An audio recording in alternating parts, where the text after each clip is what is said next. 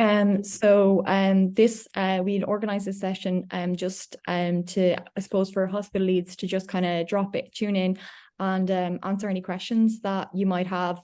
We won't be kind of sharing any new information, but I suppose it's just to give you all hospital leads an opportunity to just raise any concerns or just ask any questions. Sometimes it can be easier to ask over like face-to-face or on Zoom rather than through email. So if anyone wants to ask a question, you can unmute yourself or you can ask it in the chat, whichever works best for you.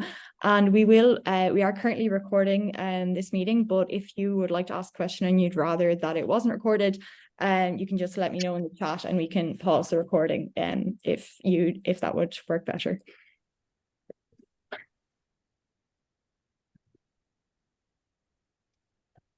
So just to introduce myself, so my name is Laura, so I'm in Dublin, Ireland, so I'm in Beaumont Hospital, and I'm on the Gecko committee, and my colleague here, so Wehan, do you want to introduce yourself? Oh yeah, hi, I'm on the Gecko committee members as well. I'm currently based in Bristol. Yeah. So if you guys have any questions, you can just drop in the chat or can unmute yourself.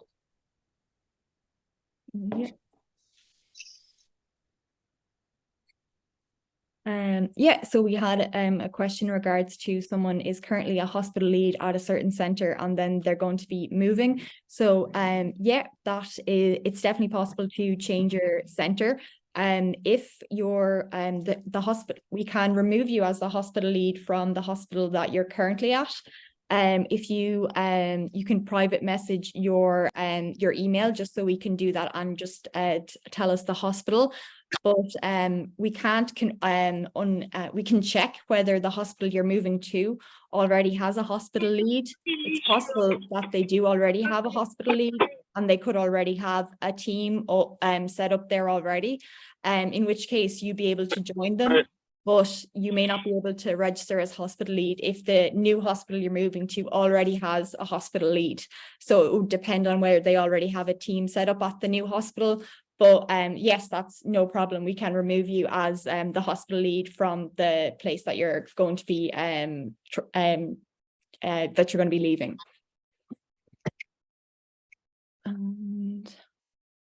Yeah, I think that's a question from Dr. Angel. Yeah, so he's asking if the national lead should get approval or the hospital lead. So basically, I think this is really up to the own country.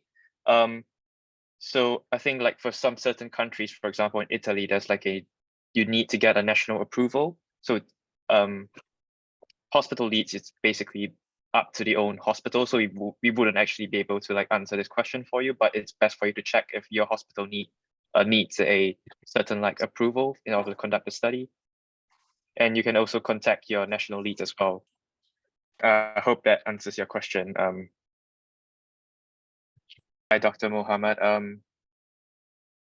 There's a question on whether we can include patients starting tomorrow. You can only start patient collection at the start of the data collection period. So this would be on the 31st of July.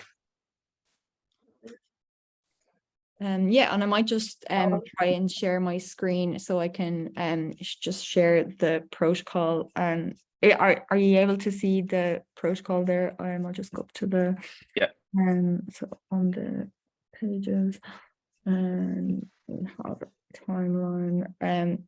Yeah, so here we have our data collection periods. So this is from the study protocol.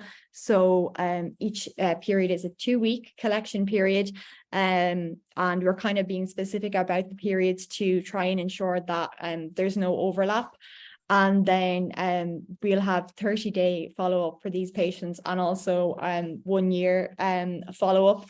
The 1 year follow-up might not be like routine for all patients, but we will just be doing what is available from our routine care. So the 1 year follow-up will mostly be for patients who've had gallbladder cancer or bile duct injury. So yeah, so the time periods, we're assessing patients from 2-week periods, and then we're following up those patients that we've identified.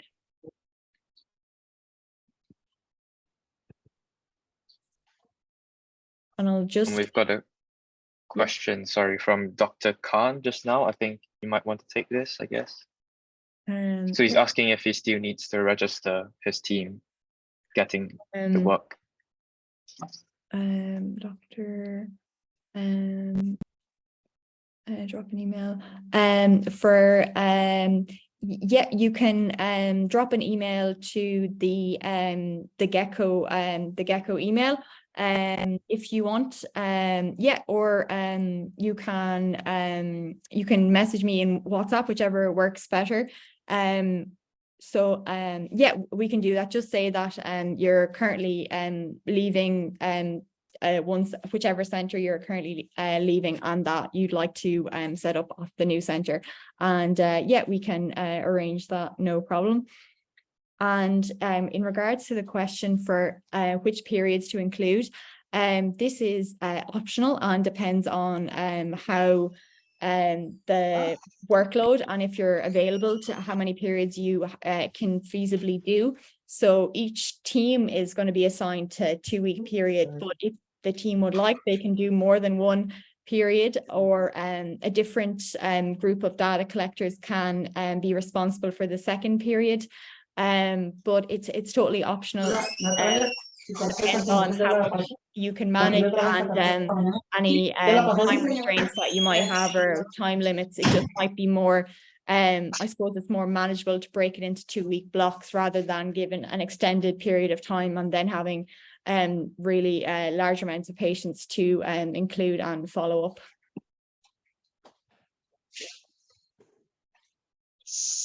And I think we have a question on the roles of the hospital leads. So just to confirm, the hospital leads are just basically in charge of recruiting the team members to collect data.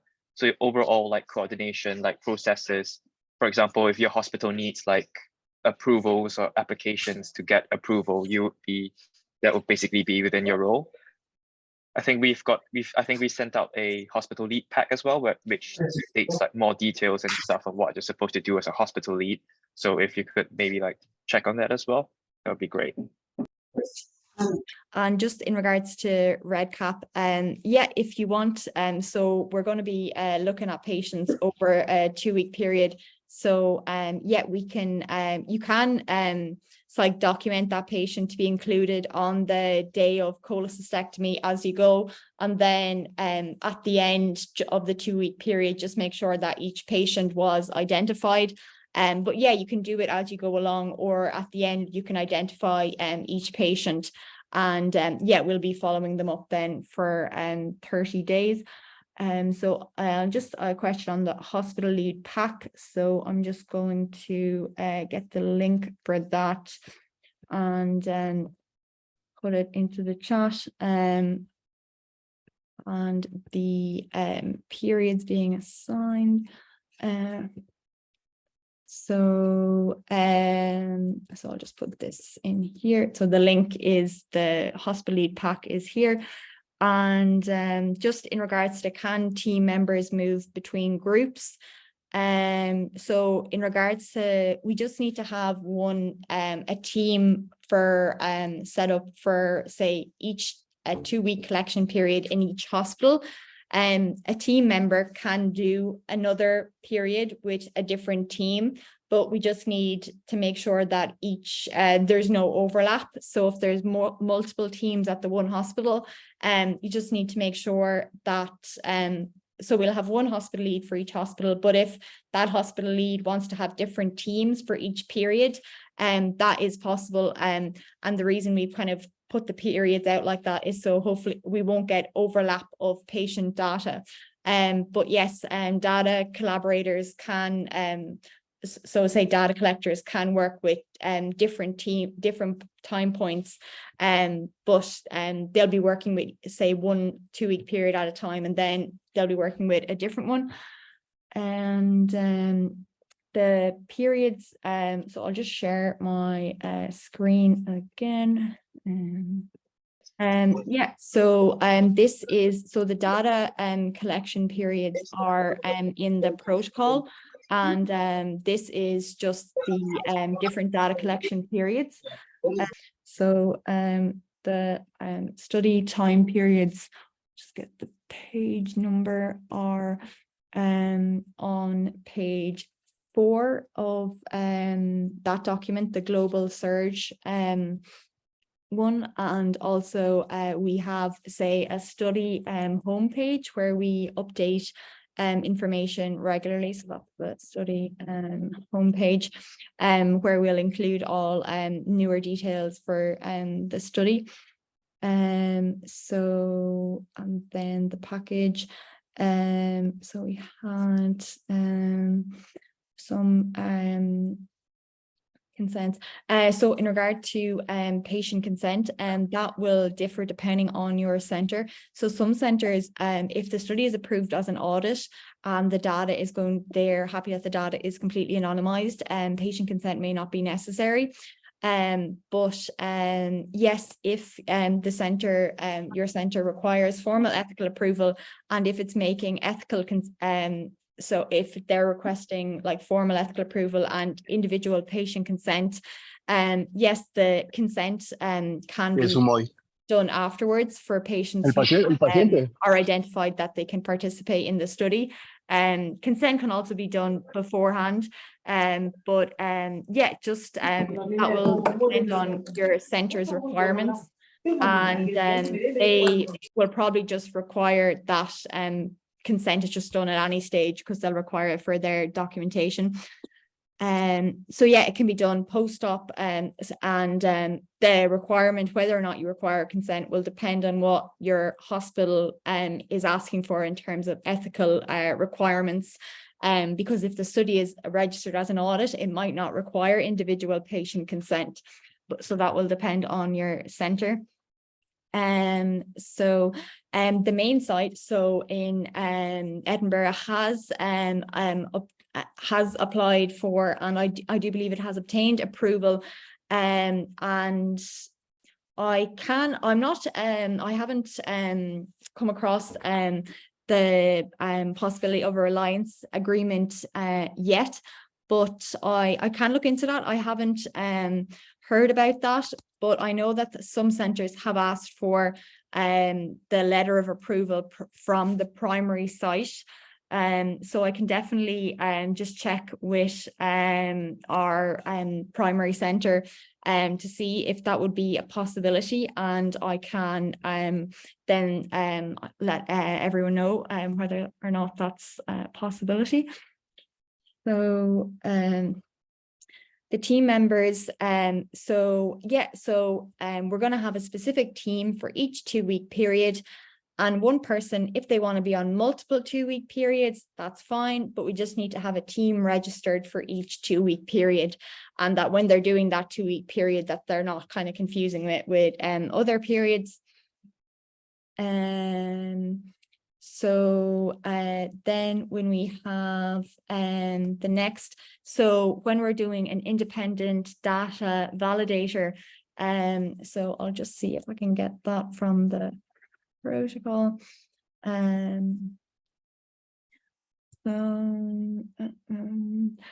So in regards to data validators, so I'll just share my screen. Ideally, these are people who weren't involved in the data collection process.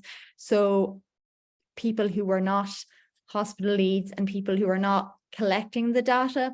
So I suppose if you're making a team that are going to be involved in the study, one member of the team can not be doing any of the data collection, but they can then be involved in the data validation. I suppose it's to have kind of a third party at the end who wasn't involved in anything to just make sure that everything is accurate. So we do need to have someone who wasn't like themselves involved in it so that they can then assess it at the end. So yeah, so our data validators, yeah, they'll be as part of the study team. So I do believe, yeah, they'll be receive the collaborative authorship as well. And yeah, sorry about the if people forgot to mute. And so haven't received REDCap logins. So we did have an issue with REDCap at the start, but I think they had resolved some of those issues. So if you haven't received REDCap logins, send an email to Gecko redcap@gmail.com, and they'll be coordinating the REDCaps from there. And so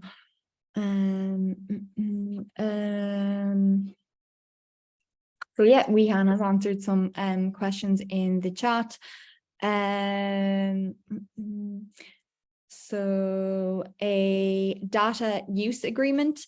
Yeah, I can speak with the committee, who's kind of the overall coordinator for REDCap on the committee, and ask if a data use agreement is available, and we can get back to everyone on that. We can post it in the group chats, or we can send out an email. So I'll put that on my list of things that I will get back to everyone about.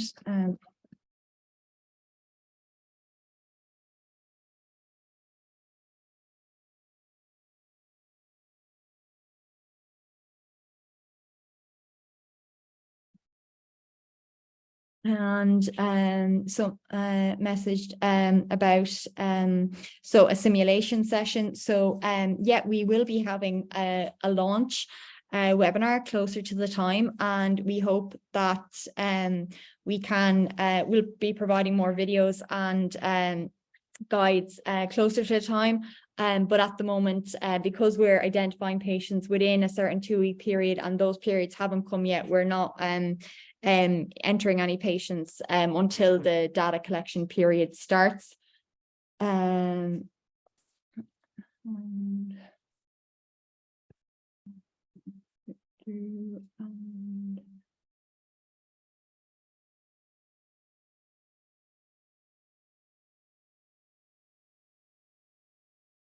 And yeah, I think Wehan answered that we can send out a list of the questions that we dealt with today.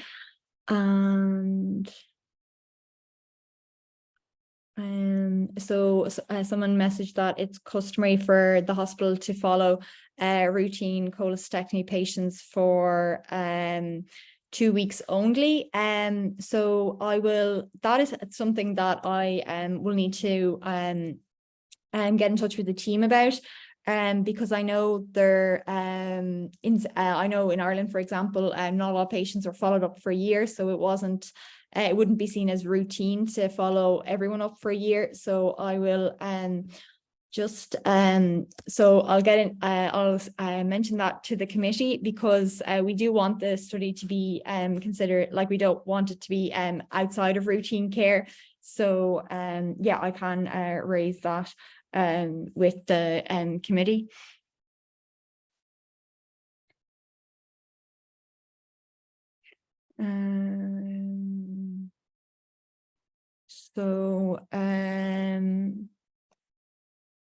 So someone commented, how can we be sure that we have our date in the study? So in regards to, so each hospital will have a hospital lead, and the hospital lead will be responsible for assigning, there'll be only one hospital lead, a team to collect for each 2-week data collection period. And that will be the period that you're collecting data on patients from. So you identify all the patients from that 2-week period, and then they're followed up for the study. No other patients outside of that 2-week period will be included, unless you're doing other 2-week periods, but each of them will be looked at separately. And so that's can be seen in the protocol. So I think I just uploaded a link. So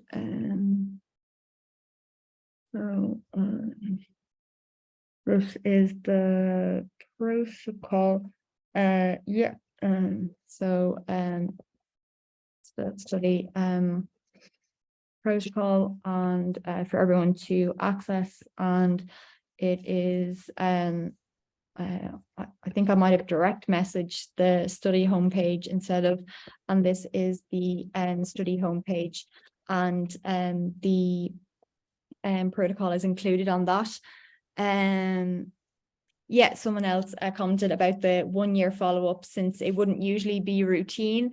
There was discussion with the committee, because I think someone had, one of the national leads had raised that.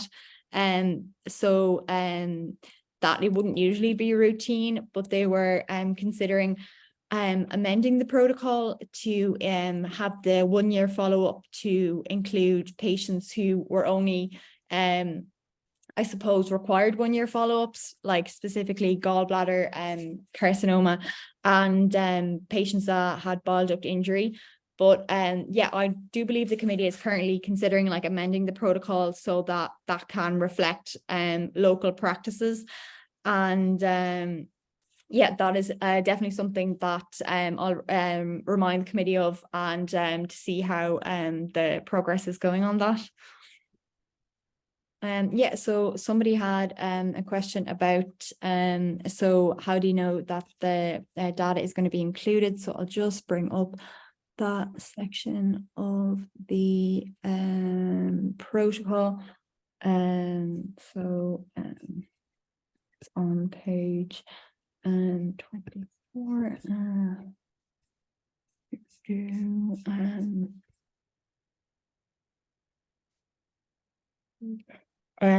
Yeah, so if so in regards to, so I'll just highlight it.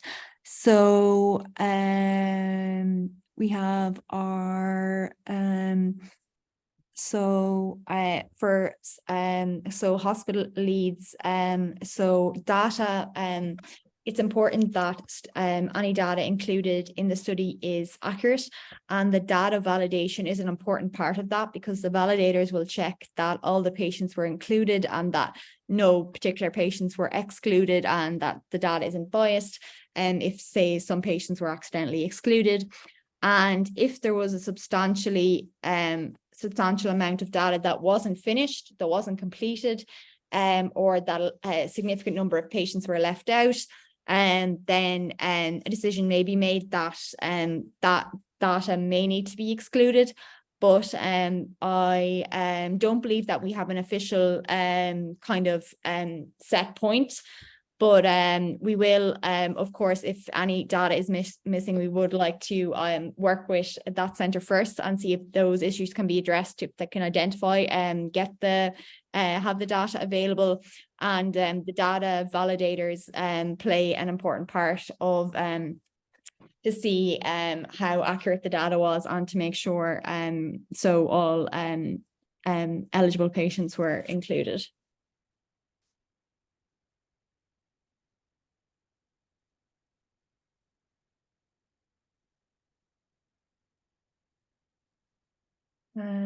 The Google Drive link, let me just check if so the study protocol, so I'll just try send that again.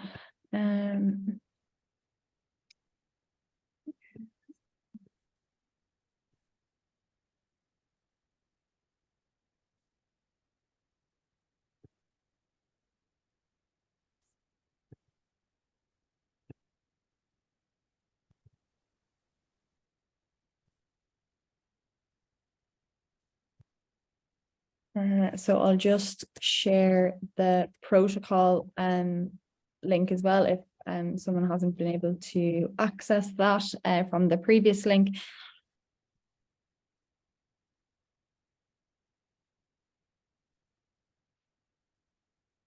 And yeah, we don't seem to have it. We have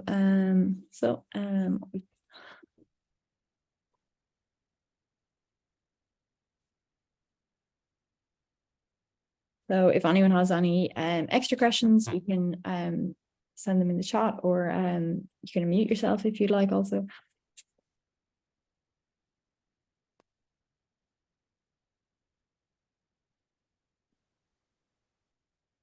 And someone has commented that Gecko can be a good start to follow cholecystectomy patients at 1 year. Yeah, I suppose it does kind of get us to be more mindful about follow-up. but we are also currently looking into amending the protocol to ensure that the 1 year follow-up isn't seen as an extra thing to care, which would mean that the study wouldn't really be an audit if we were adding in different things.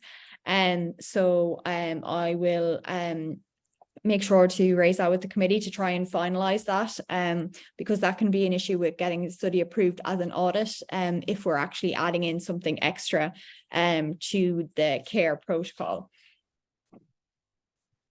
So it will depend on your center. So some centers might, it might be standard for all patients to be followed up to a year, and they might then see that as that would be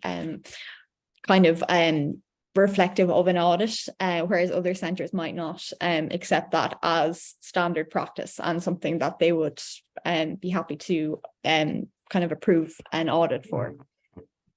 And yeah, if it's feasible for the 1 year data to be included, that's definitely great for our records, and it'll be great to have that data if that's feasible for your center. So someone just had a query in regards to the type of or the indication for cholecystectomy. So I'm just sharing my screen again. So the main indication is primary cholecystectomy, where cholecystectomy is the main procedure planned. So that can be an emergency, or it can be elective. So it can be, so we have multiple indications for cholecystectomy. So we have acute cholecystitis, we have choledocholithiasis, so acute cholangitis. So I suppose the indications where it wouldn't be was, say, for example, if they were doing a Whipple's operation for pancreatic cancer, well, in that case, the gallbladder might be removed, but it wouldn't be the primary procedure. So patients that are undergoing cholecystectomies as the procedure, whereas if a patient is having an extended operation, such as a Whipple's, it wouldn't be considered the primary operation in that case. So it's patients who are primarily undergoing a cholecystectomy who are, say, scheduled for a cholecystectomy, which can be emergency or elective.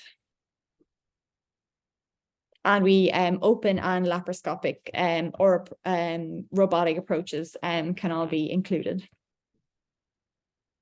And that's on the protocol on page 12.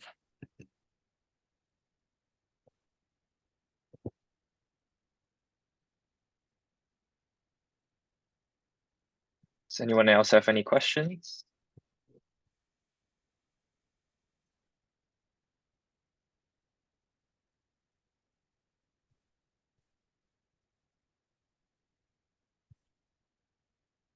And yeah, that's no problem. We're happy to hold the session, because it can be kind of confusing, and sometimes answers through email sometimes it mightn't be overly clear, so it's good to just get an opportunity to ask questions.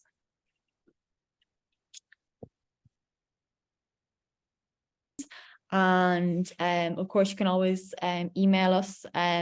So I'll just put the so we have the REDCap email, which is Gecko REDCap, and then there's also our Gecko study at gmail.com, and also the WhatsApp groups where you can ask any questions. But if there's a specific issue with REDCap, it's best to email the REDCap Gmail. And we also post some updates on Twitter as well, if you're on Twitter.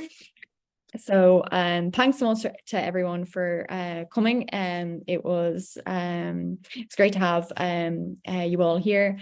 And yeah, we might leave it at that if nobody has any more questions.